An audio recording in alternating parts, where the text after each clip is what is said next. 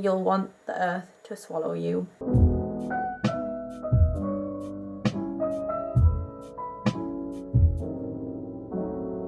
Hi guys, welcome back to my channel. My name is Emma. If you don't know who I am, maybe you should go check out the intro to my channel video before we start this one.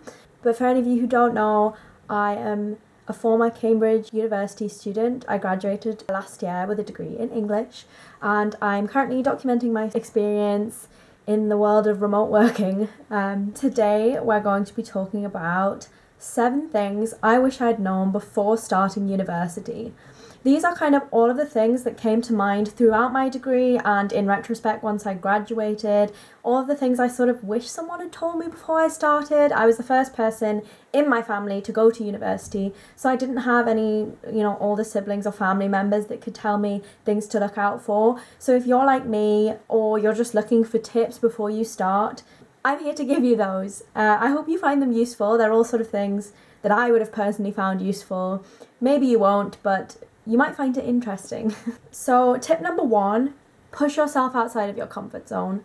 I know it's nice in there. I know you're used to what you're doing, but at least in those first weeks of starting university, push yourself out there to try new things. I really regret not pushing myself to try new societies and to go along to taster sessions. I mean, there obviously are chances to do that later in the year, and I definitely did that in my second year. I sort of made up for the things I regretted not doing in my first year. But I'd say get in there as soon as possible. It's a great way to make friends, and you don't want to make the mistake I did where you don't sign up to things straight away because you're a bit nervous, like, I don't know if I'll fit in, I've never done that before, I might look silly and things like that. But this is where everyone's going to make friends, and you'll look back and see, all of the missed opportunities. There are definitely more things I could have signed up for, even just to try them. You don't have to go back if you don't enjoy it, but just try it. I think I'm like the one person at the University of Cambridge that never tried rowing. Everybody sort of signs up for that in the first week, but like in my later years, I did end up signing up for more things. I was like in a choir, I helped run an art festival. Let me know in the comments below if you're interested in hearing about the societies I was in at university, and I can make a separate video on that. But yeah, push yourself outside of your comfort zone, try new things. Step 2, it's up to you who you want to be at university. If you want to reinvent yourself, now is the time to do it. Equally, if you want to be exactly the same as you've always been, that's fine too, but see it as a clean slate. If there are things you were interested in when you were at school but you were too embarrassed to tell your friends, or there were hobbies you had or personality quirks you had that you kind of suppressed, let them come out at university. Like, university is such a varied environment, and you'll meet people like you've never met before, and this is your time to find yourself and your people. So anything you were sort of hiding before, or again, things you wanted to try but were too embarrassed or afraid to when you were at school, use that time now to do it. Explore new things and find who you want to be. Find out new interests. You don't have to be the same person you've always been, but that's not to say you need to become a completely new person. It's just that now is the time to try out new, not necessarily personalities, but traits, interests. And this isn't being disingenuous, this is just growing up.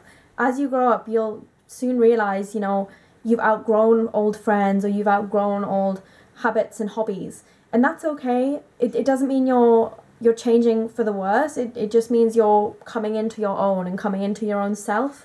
I think when you're younger, you tend to take on board what other people tell you like, or you sort of shift and shape to match the people you're around. But this is that time that you can really, find who you are. And I think that's really important. Tip number 3.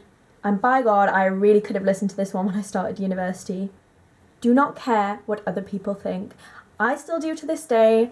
It's the main reason that I held off from creating this channel for so long, but you just can't care what other people think. Like 9 times out of 10, they're not watching you. They're focusing on themselves. They don't care what you're doing, and they're not laughing at you as you might think they are. Everybody at university is more adult now, and it's not like school where people are gossiping about you, making up rumours about you, or judging your every move.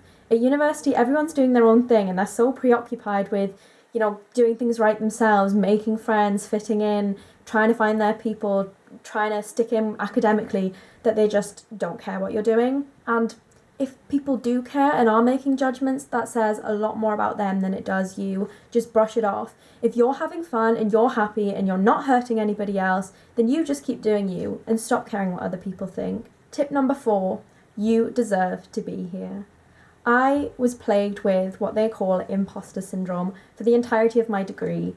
I thought, I don't deserve to be here, everybody's cleverer than me, I'm going to show myself up and make a fool of myself, and I'll always be behind everybody else. And because of this, I felt that I had to work harder to compensate, to try and prove my worth and prove I deserve to be there. And it did mean I missed out on a lot of opportunities. For example, as I've mentioned, the societies. I didn't sign up for lots of societies because I thought, I don't have the time to do that. I'm not as clever as everybody else here, so I need to put all of that time into working to catch up with everybody else.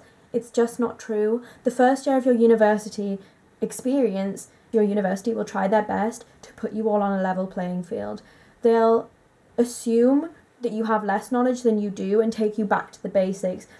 Obviously, everybody's come from different academic backgrounds, private school, state school, and so on. So you all will have different levels of knowledge, especially some people would have sat, A levels, some people would have sat higher exams and other exam forms. Like, people are coming from all over the world, so they need to level that playing field when everyone comes in. So do not for one second think you're behind, because university will do their best to catch you up by starting you all from, the ground floor up. So, you do deserve to be there. Don't think you're an imposter. And if you think you're the only one feeling like this, I can tell you everybody is feeling the same thing. It's not just you. You just need to have a bit more confidence in yourself. Until you decide, I am good enough and I deserve to be here, it doesn't matter what anybody else is saying about you. You need to find that within you to spur you on and be self-motivated to get that degree. So yes, believe in yourself. Step number 5 is really important. Stay interested in your subject. It's really easy to lose your way at university when you spend 3 or 4 years focused on one single subject. Obviously, at GCSE level, you might have done about 10 different subjects or more, and then A levels, 3 or 4 subjects, and then university, you're really honing in on that one subject you love.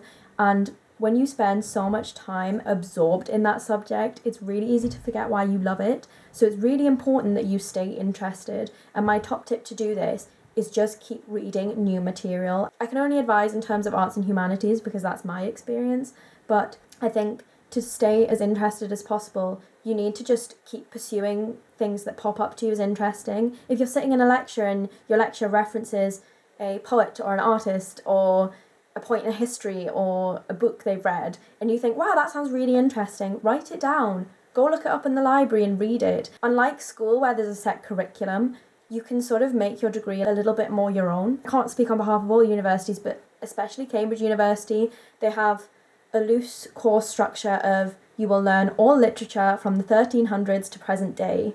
And within that, you pick the texts and the authors you want to study, as long as you cover all of those time periods. I know they do it differently at other universities and different subjects, but that's the way we did it at Cambridge. And my supervisor one week might say, here's a reading list to help you if you're not sure what you want to do. But these definitely weren't concrete guidelines that you had to stay within. You could easily push back and say, I know you've given me this reading list, but I actually heard this lecturer mention this, or when I was searching for last week's essay, I came across this author and I'd rather do that instead. And chances are they'll probably encourage you to do that. It's really important at university to find what you're interested in and pursue that. And at least in your first few years, it's time to explore and experiment. You can worry about exams later on and locking down the content you're going to use for those exams, but for now, just use those early years of university life to explore and have fun and find new things. Tip number 6, it's never too early to start considering your career.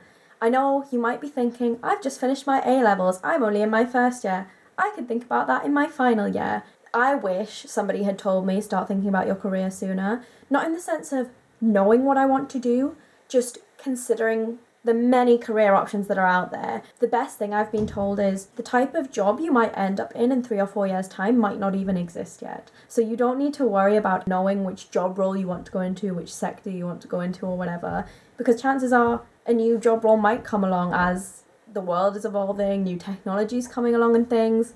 And obviously with the pandemic, no one expected that. So things are changing all the time.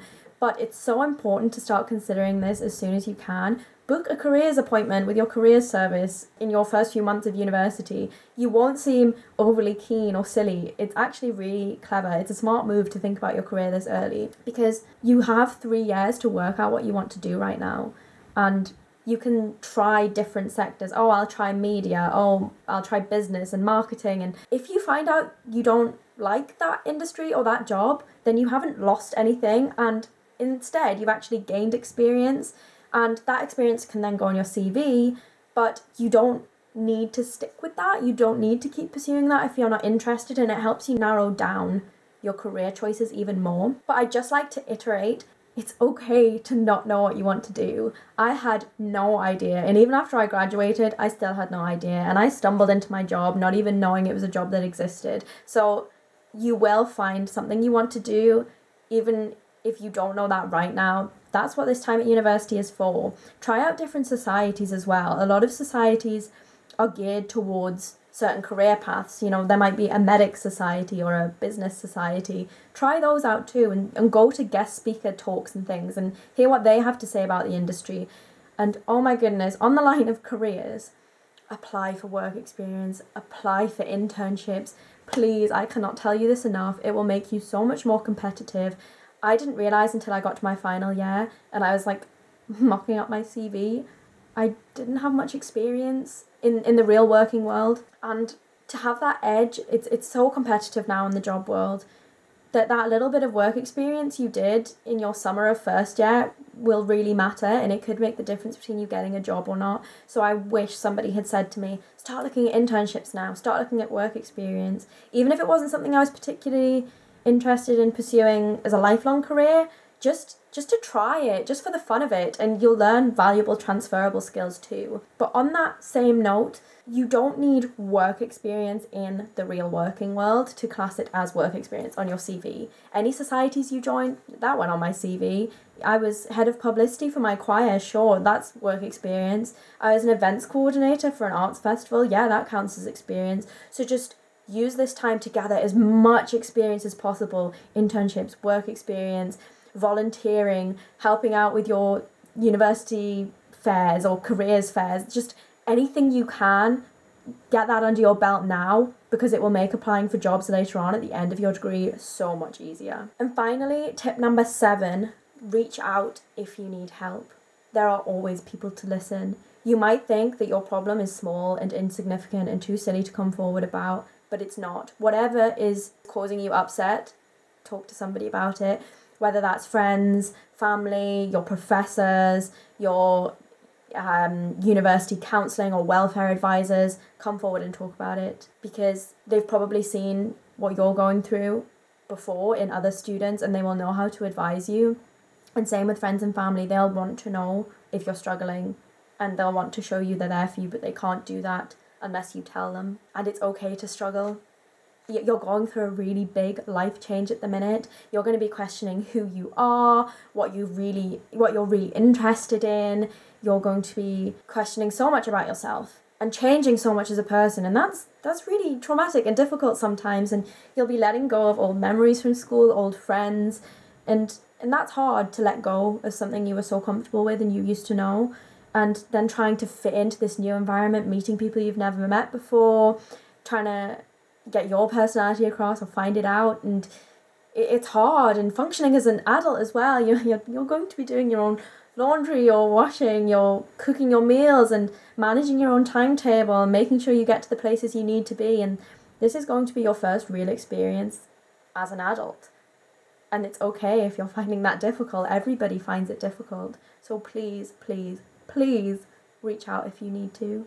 Oh god, I've just thought of one really funny last tip. So tip number 8. This was meant to be 7 tips, but this one's quite funny. To end on a higher note, make sure your laptop's switched on silent before you enter the library or before you sit down in your lecture hall. Now you might think, no, I always leave my laptop on silent, or I'll plug my earphones in, it won't make a noise. But I can't tell you how embarrassing it is when you sit down in the library and everybody's silently working and minding their own business, and you open that laptop lid and ding goes off, and everybody in the library will turn to look at you, and you'll want the earth to swallow you. keep your laptop on silent. Yeah, I hope you found this interesting, and best of luck everybody. Bye!